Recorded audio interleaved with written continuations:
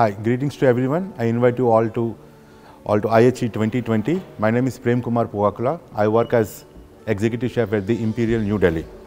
Welcome to all to Master Culinary class in association with Indian Culinary Forum. Today I am going to show you how to make a simple fish dish where you can walk into your kitchens, you see your ingredients, what's available in the kitchen, and you can start cooking. You don't need any exotic ingredients to cook a nice, healthy and tasty dish. You just need to have a sense of idea of your ingredients, what you're cooking, and your dish is ready. Today I'm going to show you a fish dish in 3 to 4 different steps where you can easily cook it. So my dish would be dukka dusted red snapper with some shiitake broth and fondant beetroot. So for this dish, I had chosen some of the ingredients where I'm going to show you. This is a nicely fresh red snapper, which is gutted, scaled, and deboned and filleted.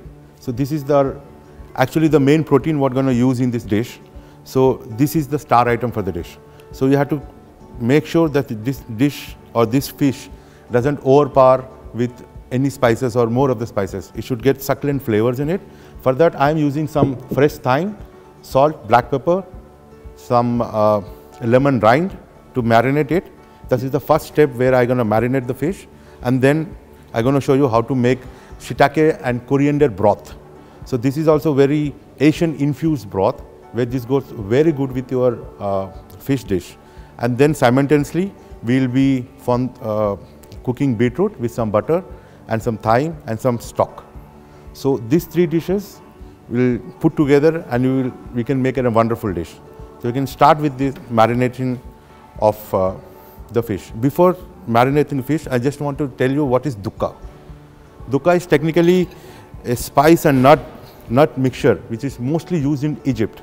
So this mixture got some almonds, walnuts, cashew nuts, sesame seeds, some fresh coriander seeds, some fresh coriander also, and then I had used some cumin seeds. So these are freshly grounded and coarsely grinded. I had used some cornflakes also which I found in my kitchen so that it gives a little bite when you eat the fish. So that is the main star item when you finish the dish. Before we start, we just need to pat dry the fish so that we're taking off the excess moisture. Okay, this is our fresh fish. It got nice descaled. I have given some cuts to it so that the marination or the spices what we're adding will go deep into it. So to marinate this, very simple ingredients, just add some salt on top, some black pepper, some lemon rind,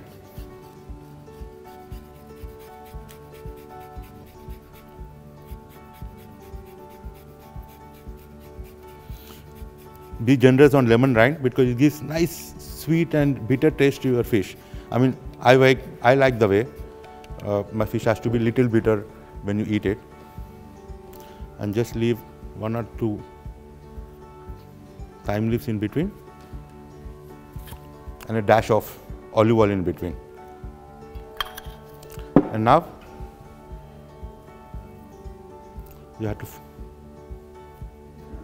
keep the fish on one top of another, and again the same process starts. Some salt, some black pepper,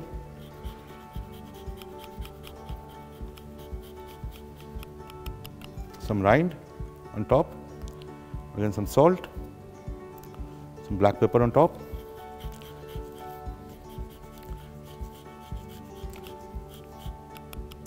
and lemon rind,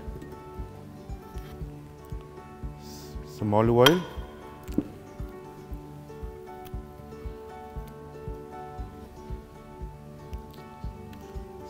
some thyme in between so that your flavors are intact.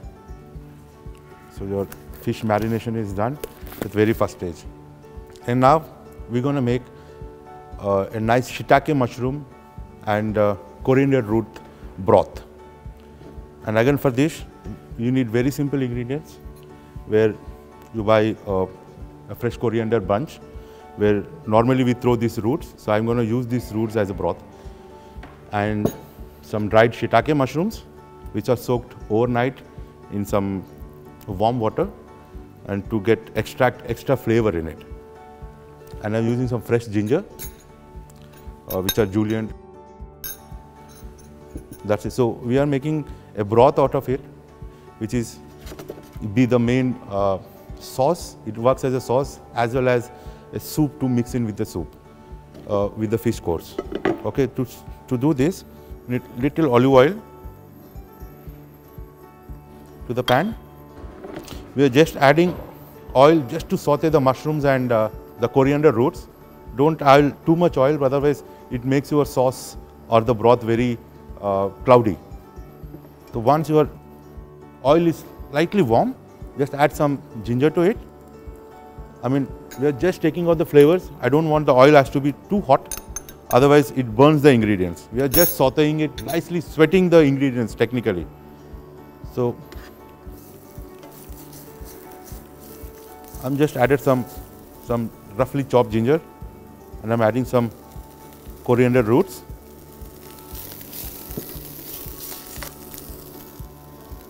And I'm adding some shiitake. These are dried shiitake mushrooms, which are julienne soaked. I mean, shiitake mushrooms, you have to extract the flavor to it, but don't add too much of shiitake mushrooms, otherwise it's overpower the fish.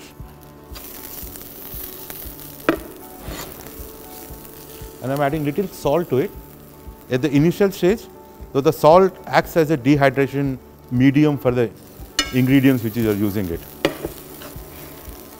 See, already you can feel nice shiitake flavor coming out of the dish. And now what you're going to do, you're going to add some boiled water to it.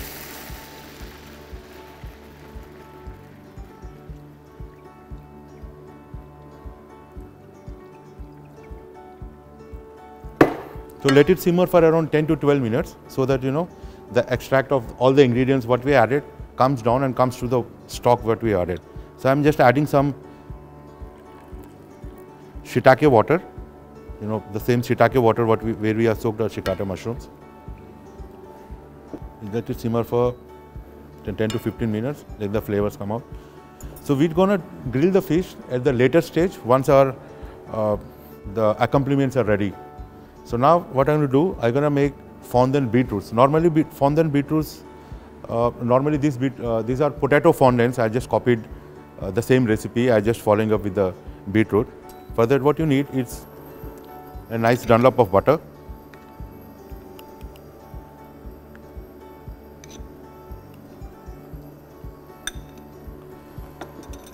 some fresh thyme to it,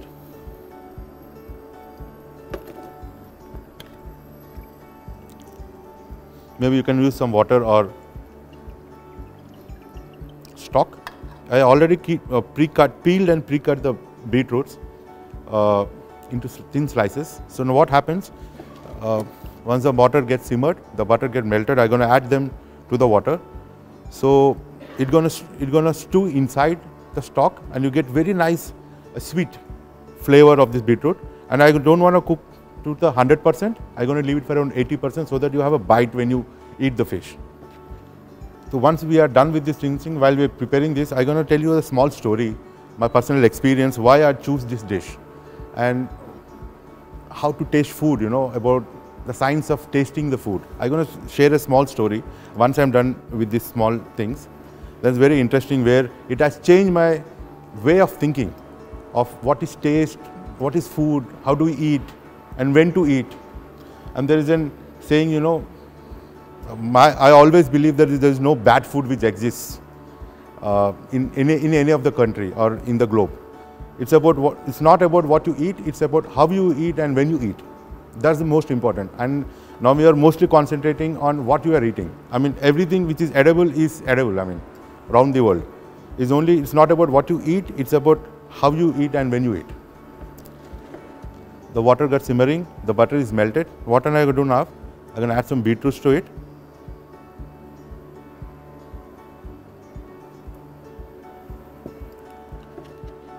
I'm not adding any salt to this dish at the moment, because the butter what I added is a salted butter.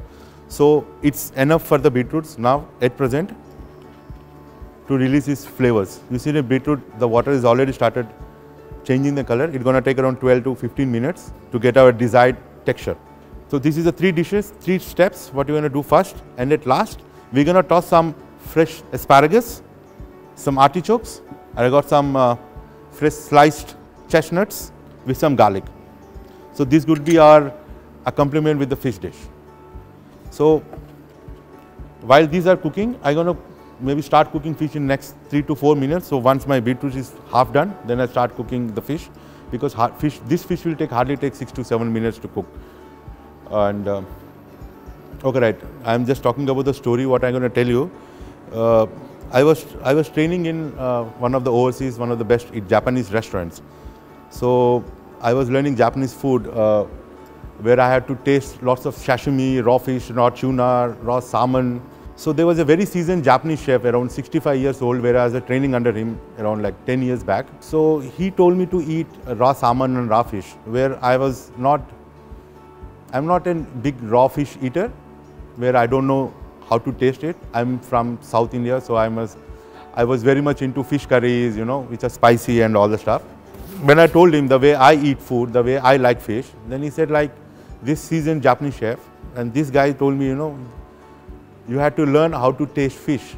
That's why, that was the time where I changed my mind, how to taste fish. Then he said, like, that was a breakfast time where we are having a discussion.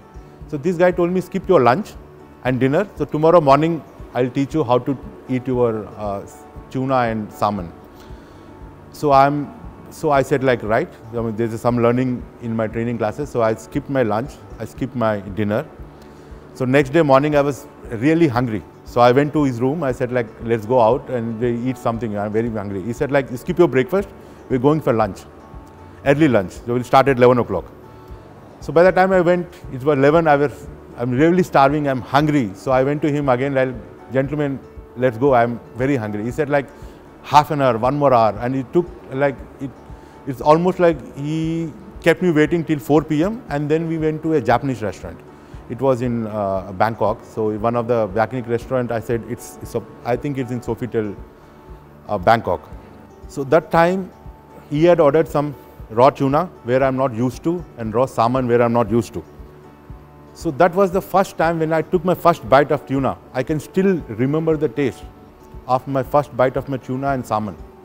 So that's why I understood, the whole science of tasting food. For tasting food, you should be hungry. Your taste buds should be open. Only then you can taste the food. That's the time where I changed my mentality. That's the time where I learned. Where I was previously, by the time I was doing my training, I already had 10 years of cooking experience, where I was cooking food, I was tasting food, but not at par. So that was the time where I learned how to taste food. And it's been 10 years now where I tasted that tuna. I can still remember the flavors at my subconscious mind, even the salmon. So that's the time where I learned how to taste food. Even now, I follow the same theory what I learned 10 years back. I stay hungry to taste my food. If I am working on a new recipe or something like that, I make sure I skip 1 or 2 meals. So at the end of this, my training at the Japanese restaurant, so what I learned is the 4 things what I learned. To taste food or to eat food. Number 1, you should always be hungry to taste food. I'm not telling you that you have to skip 3 or 4 meals. I said at least you can skip 1 meal. And number 2, you should eat food as it is. If you are getting a raw fish on your table, you have to eat it as it is. If you're eating a tuna, you eat tuna as it is. Don't compare the tuna with something else. Or don't compare the tuna with your mom cooked fish curry or the best fish curry what's available in the market. You just eat tuna as it is. Eat food as it is. Number 2, what I say is don't compare your food with any other food. Because for every dish there are 200 recipes flying in the town. So every dish is different. Every taste is different. So don't compare food. If you have 2 best dishes on your table, if you compare it, one is good and one is bad. It doesn't mean that the other dish is bad. It is also a popular dish, but if you're comparing it, one is good and one is bad. So don't compare your food. Eat food as it is. And number 3, you stay hungry when you eat food. Okay, it's already 10-15 minutes now. We just check the beetroot. This is almost done. So now I'm just cooking it in high flame now. so that the water get evaporated and I can rightly sear it on the butter what is left over. So now we'll start our fish course, cooking the fish. We need little olive oil to go into it. Okay, by the time the oil is heated there, we can just check the beetroots. It got really nice color and it got the texture what we need. 60 to 70% already cooked, and this is the texture we need for this dish. This broth came out very good. This only thing what's missing is little seasoning. When you see the beetroots now, the water is almost evaporated. The butter what we added here, it started drizzling now. So water is, you see this nicely, you have the nice cream consistency of your stock and the butter what you added now. So I don't want to mix this with other ingredients because this actually adds on more color to your dish.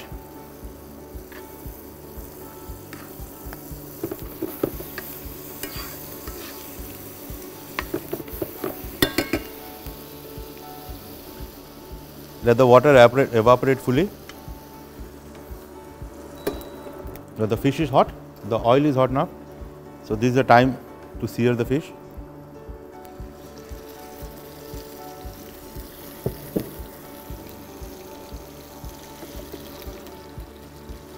Leave the fish at a medium temperature on olive oil, with olive oil actually, at one side for around, I would say like around a minute or so that you have light brown color at one side and then flip it. So our beetroot is also almost ready now. It got nice texture. The water is almost evaporated. We just left is the butter, clarified butter. So now your beetroots are actually pan frying inside. Where we started with the stewing and the water is evaporated, now we are pan frying the beetroots in the same stock. So the flavors in this are intact. Your stock is ready, your fish is grilling, your stock is ready, your beetroots are ready. The only thing what we need to do is we have to toss some artichokes, chestnuts and some asparagus to go with it, and then we're going to plate it. Actually this is, I mean it depends on the fish, which fish you are choosing. I have chosen a fish which is like 600 grams in a whole, so that it doesn't need any oven or anything to cook. You can directly cook the fish in the pan itself. So once you have a nice golden color at one side, just flip your fish. Okay, now this is exactly what we are looking at. The beetroots are stewed and pan seared in the same butter what we added now. You can switch off. These are done. Your broth is done. Now we are just concentrating on the fish. So once the fish is cooked, we're going to toss them. Once the fish is, you get your desired color at the other side and then top. Now this is the time you add little more butter to it. I'm going to add some garlic, so that you know it gives more power and maybe a thyme more.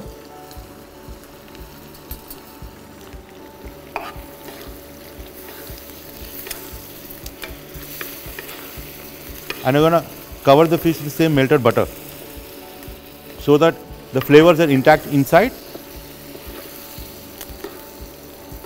In the culinary term, we call it as a spooning.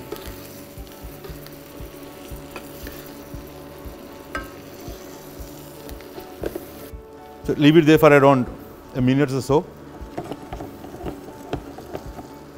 So this is very simple fish marinated.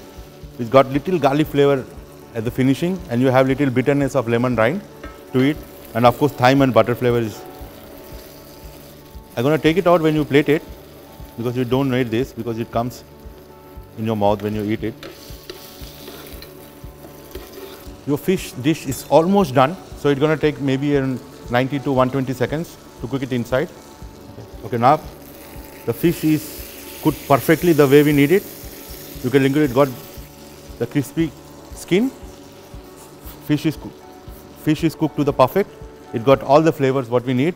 We are almost done all the 4 steps. Number 1, the fish is ready there. Our broth is ready. Our vegetables are ready. Our fondant beetroots are ready. So post this, now we'll start doing our plating.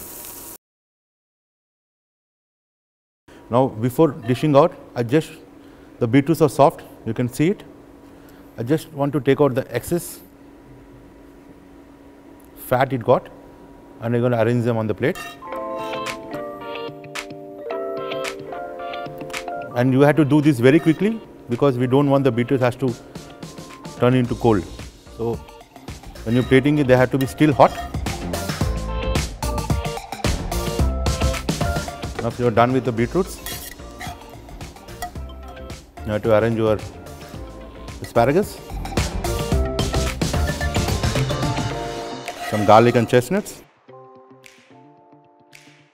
and you're going to plate your crispy seared fish on top of it.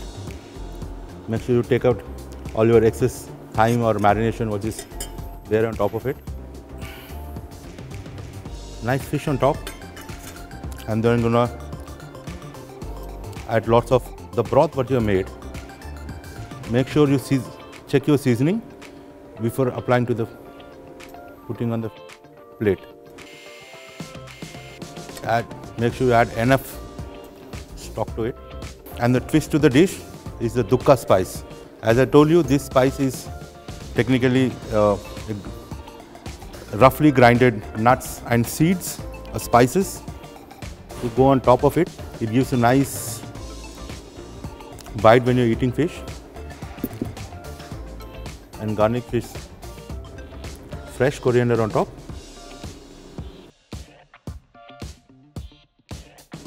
And some chili, and some tomato sauce, dashed on top. Okay, this is our final dish, which is Dukka spiced pan-seared red snapper with some shiitake mushroom broth and fondant beetroot. I would thank everyone, especially IHE 2020 and Indian Culinary Forum, which gave me a great opportunity to show my culinary skills. And before signing off, and again I'll tell you, before trying out any meal or before eating any meal or any food, just try to keep 3 basic things in mind. Number 1, don't compare your food with any other dishes. Eat food as it is and stay hungry before you eat food. Thank you very much, one and all.